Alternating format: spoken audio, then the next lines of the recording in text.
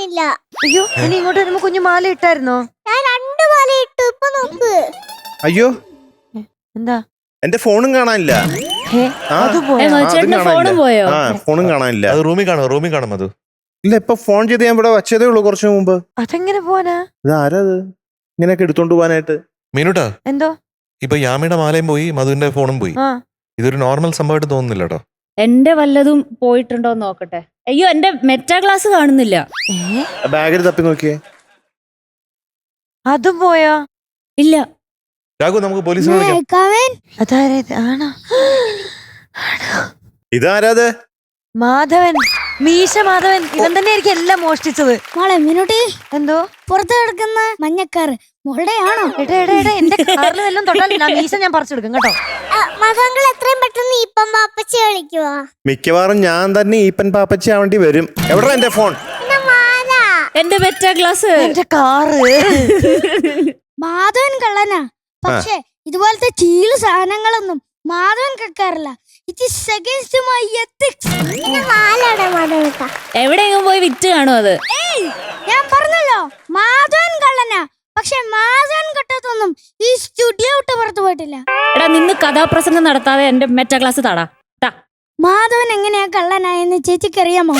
ഓരോ സ്റ്റേജുകൾ മാറി മാറി പാട്ട് പാടി നടന്ന ചേച്ചിക്ക് ഇതൊന്നും അറിയില്ല. അറിയിച്ചിട്ടില്ല.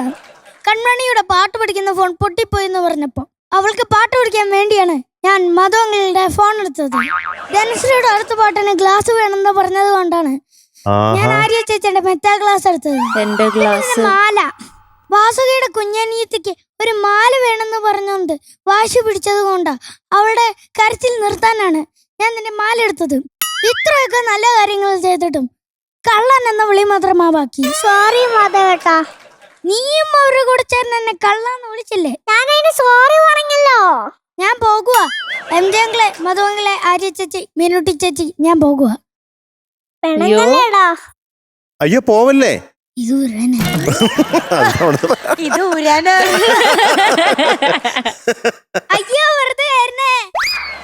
സന്തോഷയോ? അടിപൊളി. കിട്ടില്ല രണ്ടുപേരും. അടിപൊളിയാണല്ലോ രണ്ടുപേരും. എംജെ അങ്കിള് ആന്ന് പറഞ്ഞില്ലേ?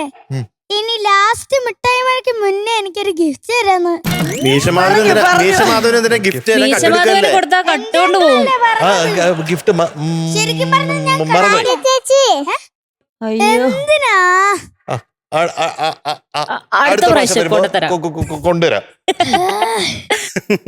സത്യം പറ. സത്യം. അതെന്താ ഇപ്പൊ നവനീത് കൂട്ടനല്ലോ, ഇപ്പൊ മീശ മാധവനല്ലേ. അപ്പൊ എങ്ങനെ ഈ കള്ളന് ഗിഫ്റ്റ് കൊടുക്കാം? ശരിക്കും പറഞ്ഞാ ഞാൻ ദാ ഈ മാസ്ക് മാറ്റിയ നവനീത് അല്ല, അടുത്ത പെർഫോമൻസിന് വരുമ്പോ നവനീത് കൂട്ടനാണല്ലോ. അപ്പൊ തരും അല്ലേ? അതെ അതെ. വേണ്ട, ഇന്നത്തെ എപ്പിസോഡില് ഇന്ന് തന്നെ വേണോ?